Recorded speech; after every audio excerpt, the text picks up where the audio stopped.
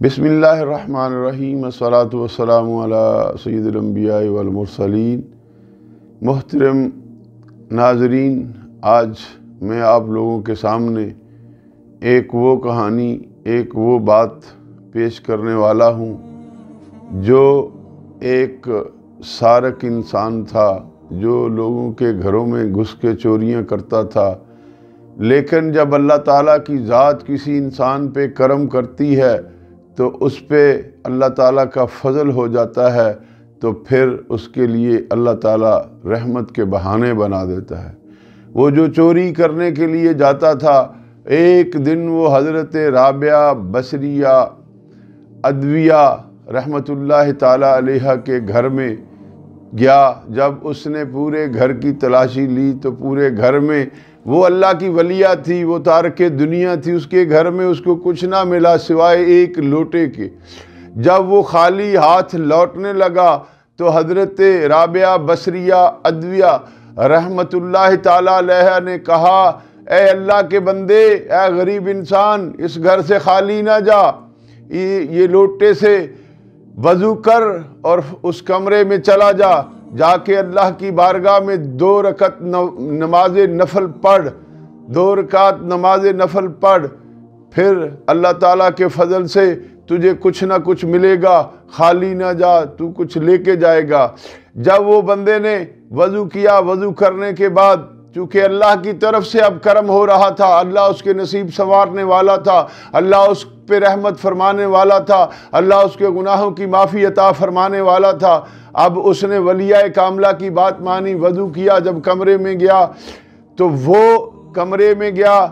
نماز کی نیت سے۔ سیدہ رابعہ بصریہ نے اللہ کی بارگاہ میں اپنے ہاتھ اٹھائے اور فریاد کیا، مالک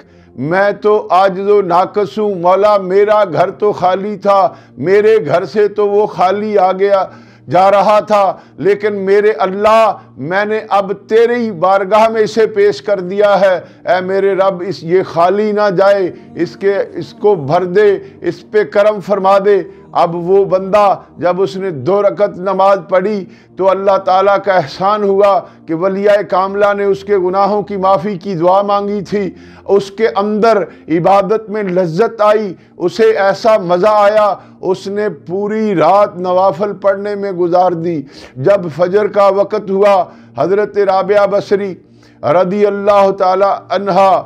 جب آپ اس کے پاس گئی کہ میں دیکھوں یہ اللہ کا بندہ کیا کر رہا ہے، تو آپ نے اس کی آواز سنی کہ وہ اپنے نفس کو ڈانٹ رہا تھا کہ اے میرے نفس، کل اللہ کی بارگاہ میں جب پیش ہوگا تو کیا بہانے کرے گا؟ جب اللہ نے پوچھا، ساری زندگی گناہ کرتا رہا، لوگوں سے چھپاتا رہا، تجھے شرم و حیا نہ آیا، اب میری بارگاہ میں آیا ہے گناہوں کی گٹھڑی لے کے۔ تو جب یہ حالات سنے تو حضرت رابعہ بصریہ رحمۃ اللہ تعالیٰ علیہ نے اس بندے کو پوچھا کہ تیری میرے بھائی رات کیسے گزری؟ تو اس نے عجز و انکساری سے کہا، میری رات بہت اچھی گزری کہ میرے اللہ رب العزت نے مجھے گناہوں کی معافی کا موقع دے دیا، میں نے اپنے رب سے گناہ معافی کی طلب کی، مغفرت طلب کی، میرے رب کریم نے میرا مطلوب و مقصود مجھے عطا کر دیا۔ اب حضرت سیدہ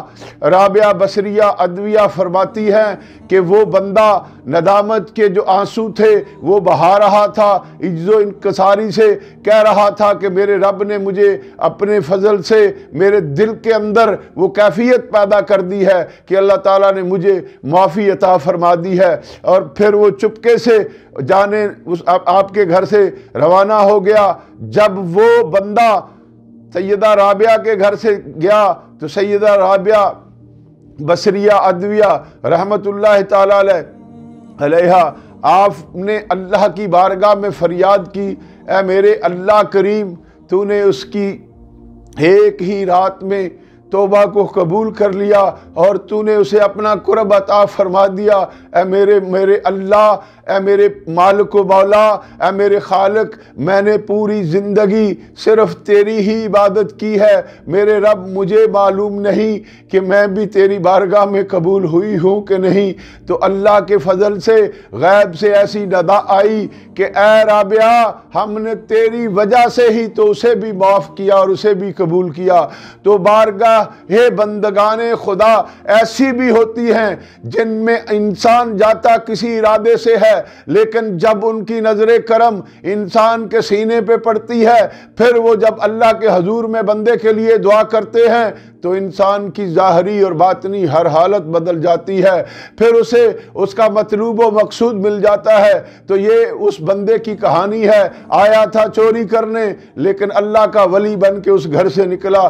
تو میرے پیارے بھائیوں، بات ہے توبہ کا دروازہ ہر وقت کھلا ہے، اللہ کی رحمت کا دروازہ ہر وقت کھلا ہے۔ اللہ کے مقربان جو ہیں، اللہ کے مقربین جو خاص ہیں، ان کے دروں پہ جاؤ، ان سے دعا کرواؤ، ان سے فیض و برکات حاصل کرو۔ ایسے موجود ہیں دنیا میں جن کی دعائیں اللہ قبول فرماتا ہے۔